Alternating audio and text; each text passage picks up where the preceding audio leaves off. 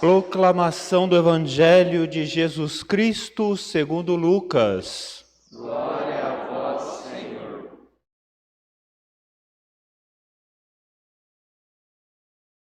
Naqueles dias, Maria partiu para a região montanhosa, dirigindo-se apressadamente a uma cidade da Judéia.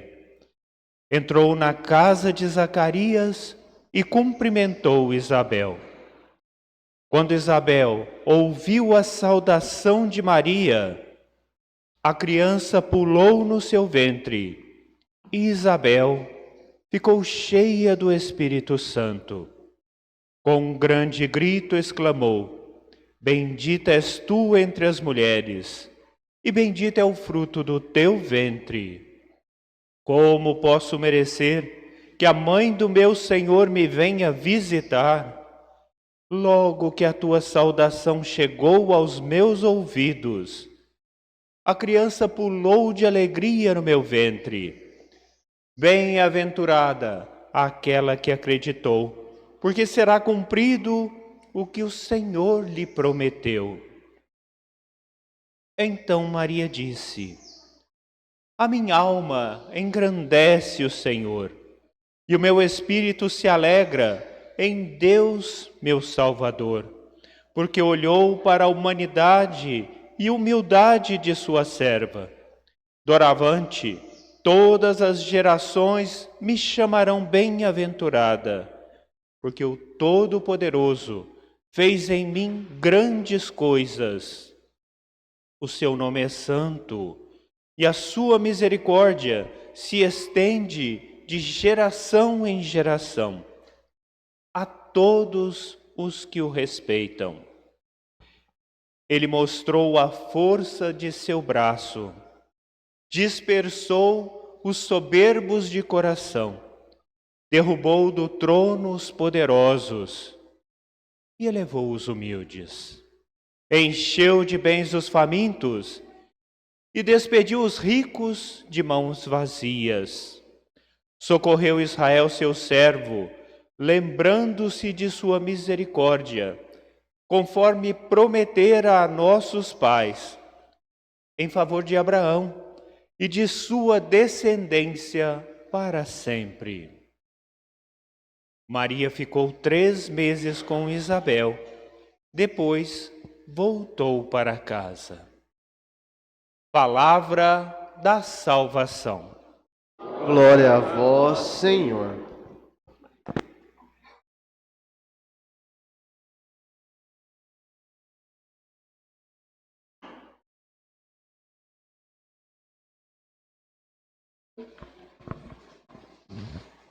Queridos irmãos e irmãs, celebramos hoje no Brasil a solenidade da Assunção de Nossa Senhora. Celebramos no Brasil porque o dia desta solenidade é 15 de agosto, que foi na terça-feira passada. E nesse primeiro momento da homilia, de uma maneira um pouco mais catequética, eu preciso e gostaria de explicar o que de fato é este dogma. Já lembrando desta questão desta data, é 15 de agosto, 8 dias depois, dentro da 8ª desta solenidade, se celebra, dia 22 de agosto, Nossa Senhora como Rainha. Então é uma solenidade que ela é completa, quando então Nossa Senhora, além de ser assunta ao céu, é proclamada Rainha do céu e da terra, como nós rezamos, inclusive, no Santo Rosário. Isso para que nós possamos entender que o que estamos celebrando é algo fundamental da nossa fé, um dogma. E o que é um dogma? São 4 os dogmas proclamados pela Igreja, os dogmas marianos. São 4 dogmas que são verdades de fé que todo fiel precisa crer. Então não é uma questão de escolha, não é uma questão de se eu gosto ou não, se eu me afeiçoo ou não a este ou aquele título de Nossa Senhora, não. É uma questão de fé. O primeiro dogma que surgiu no concílio de Éfeso, em 431, lá no começo da igreja, é o dogma da maternidade de Deus. Nossa Senhora que é mãe de Deus. Theotokos é o termo que usaram para expressar isso em grego. Então, o primeiro dogma, em 431, Nossa Senhora que é mãe de Deus. Celebramos isso no dia 1º de janeiro.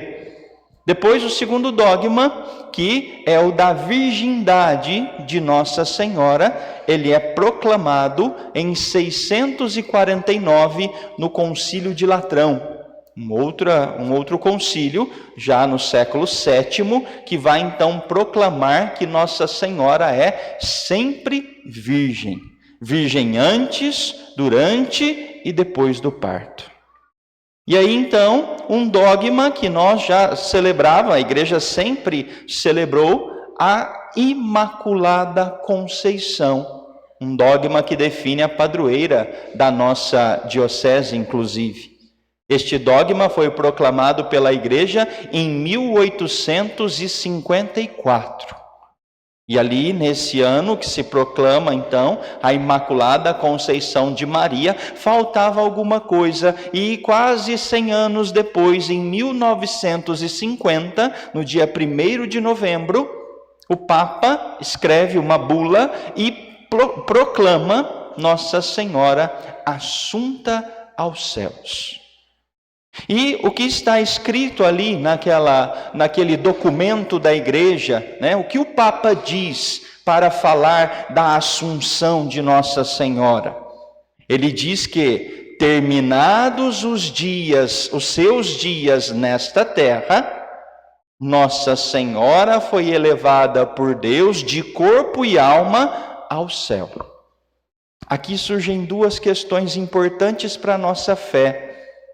Primeira, Nossa Senhora, além de Jesus, são os únicos que estão de corpo e alma no céu. Todos os outros santos não estão de corpo e alma nos céus. Por quê? Porque ainda virá o último dia, a segunda vinda de Cristo, como nós professamos no nosso credo, em que Jesus virá para ressuscitar os vivos e os mortos. E nesta última ressurreição, todos os nossos corpos, daqueles que já morreram, e daqueles que estiverem vivos quando o Senhor vier, serão então levados para o céu. Por enquanto, há só dois: o corpo de Jesus, que ressuscitou, e o corpo de Nossa Senhora, com a sua alma, que foi assunta aos céus. Há um detalhezinho, né? A gente, quando fala de Jesus, e celebramos esta solenidade também, a ascensão de nosso Senhor, para Nossa Senhora nós não dizemos ascensão, dizemos que ela foi assunta.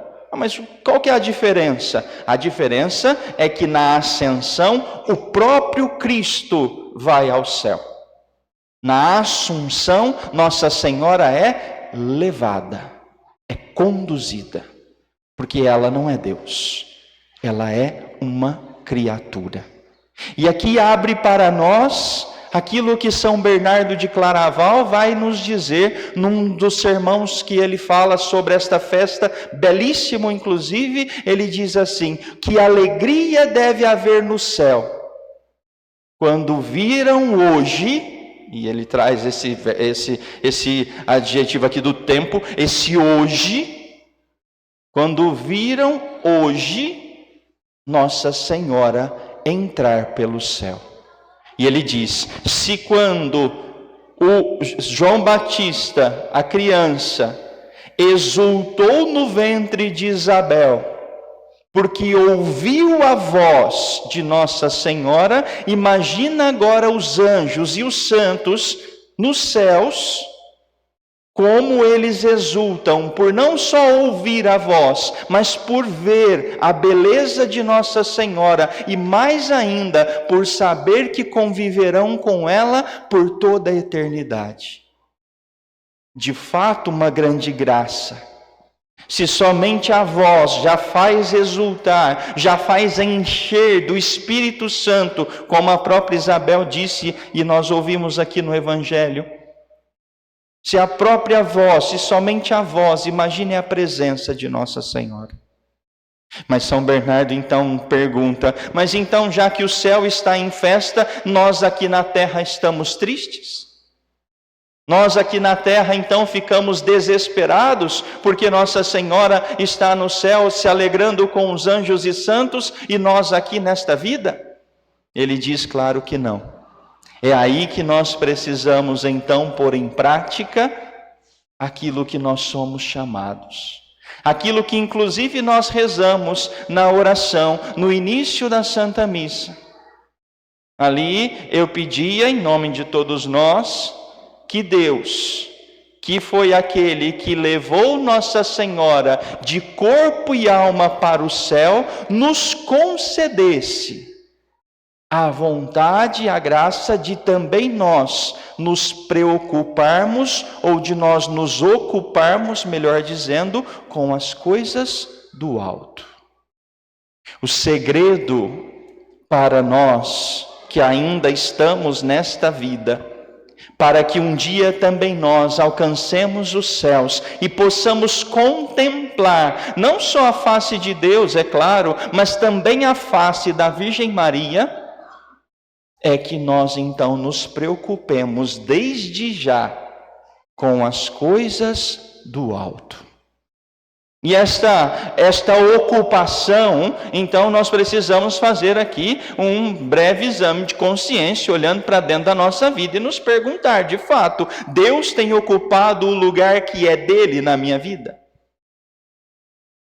Quando nós olhamos para os nossos dias, para os nossos afazeres, para as nossas semanas, nós estamos nos ocupando das coisas de Deus?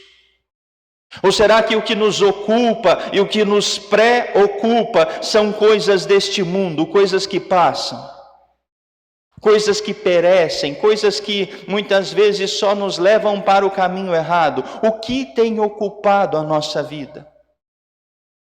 Se não estamos ocupados com as coisas do céu, certamente nós não passaremos a vida eterna diante dos anjos, dos santos, de Deus e da Virgem Maria. Há um descaso hoje, de maneira geral, dentro da nossa sociedade com as coisas do céu, como se nós já merecêssemos o céu e como se fosse certa a nossa ida para o céu, mas não é. Depende, claro, da graça, da glória de Deus, sem dúvida, mas depende também de nós, dos passos que nós damos a partir de hoje, a partir de agora, para que o céu seja uma realidade na nossa vida. E como então? Qual seria esse espaço? O que seria uma alma ocupada das coisas de Deus? E aí nós voltamos para o exemplo de Nossa Senhora. Nossa Senhora ali diante da sua prima Isabel, ela aqui vai proclamar este grande hino, muito estudado dentro da teologia, se de fato foi Nossa Senhora, não foi, tem muita controvérsia, mas aqui de maneira especial, sim, a palavra está dizendo, Maria disse. Então, e o que ela disse? Ela disse que Deus olhou para a humildade da sua serva. E é isso que nós, se queremos nos ocupar das coisas do alto, devemos buscar. O orgulhoso é aquele que está muito mais preocupado consigo mesmo do que com as coisas de Deus. O orgulho, a raiz de todo o pecado, é exatamente o contrário da virtude da humildade. Por isso que nós precisamos combater com todas as nossas forças esse movimento que há dentro de nós nos queremos colocar como deuses da nossa vida. de nós nos queremos colocar como aqueles que são a razão de dizer se está certo ou se está errado, porque não é assim, é Deus quem deve nos conduzir. Não somos nós a régua que mede aquilo que é certo e errado, é Deus. Por isso, se vivemos a virtude da humildade, como diz Nossa Senhora, a graça de Deus nos alcança. A graça de Deus, se somos humildes, a graça de Deus fará para nós também grandes coisas em nosso favor.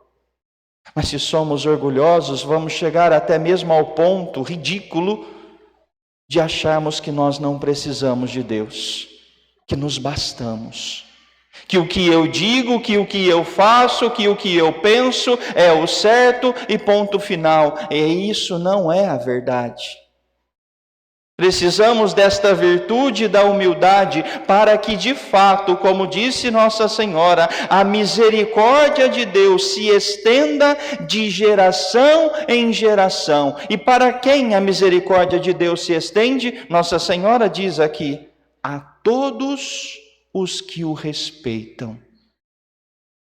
Respeitar a Deus é deixar Deus conduzir a nossa vida e nós sermos conduzidos por Ele.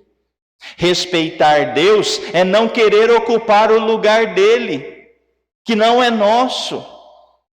E que de fato, se não é nosso, por que é que nós ainda queremos estar no lugar de Deus? Mas, Padre, eu nunca quis estar no lugar de Deus. Vou dar só um exemplo. A palavra diz que um só é o juiz, e o juiz é Deus. Por isso, quando você julga alguém, quando você julga a atitude, a intenção de alguém, você está se colocando como um Deus. Só um exemplo. Teria vários outros aqui. Mas para dizer que nós só alcançaremos esta misericórdia se respeitamos Deus na nossa vida. E respeitar Deus é deixar Deus no seu lugar e nos tirar do centro, muitas vezes onde nós mesmos nos colocamos, porque Deus derruba do trono os poderosos e eleva, e aqui poderia até complementar, eleva aos céus os humildes. Não tem como participarmos da glória dos céus se não vivermos já nesta vida a virtude da humildade. Pode parecer uma grande tarefa, e o é, porque de fato esta tarefa, se concluímos, se alcançamos de fato esta tarefa, nos resta chegar aos céus diante de Deus e da Virgem Maria. Queridos irmãos e irmãs, se tivéssemos diante dos nossos olhos todos os dias a certeza da morte, a certeza de que nós não sabemos quando ela virá nos visitar, a certeza de que há um céu, mas também a certeza de que há um inferno, a nossa vida seria bem diferente. O problema é que nós esquecemos muito facilmente disso. De que há uma morte, que ela nos encontrará. De que nós não sabemos quando ela virá. E de que quando ela vier, há 2 lugares para que possamos ir. O céu, para a vida eterna, e a condenação eterna nos infernos. Se nós tivéssemos consciência e tivéssemos diante dos nossos olhos todos os dias esta verdade, certamente nós nos preocuparíamos com aquilo que estamos vivendo, se de fato estamos agradando a Deus, se de fato estamos sendo humildes, suficientes, para que quando o nosso Senhor vier, nos leve por sua graça, por sua misericórdia, até o reino dos céus. Peçamos a Nossa Senhora, ela que abriu os caminhos, ela que como criatura, não como pessoa divina, é a primeira a adentrar os céus. E essa é a nossa felicidade, e concluo dizendo como São Bernardo: a felicidade de Nossa Senhora ser assunta aos céus, que deve ser gerada dentro da nossa alma, é que também nós podemos chegar lá. Pela graça de Deus e vivendo a humildade aqui nesta vida, este é o caminho para que cheguemos à glória dos céus. Que Nossa Senhora nos ajude para que possamos levar a sério a nossa vida na terra, para que possamos chegar, por graça de Deus, na glória dos céus.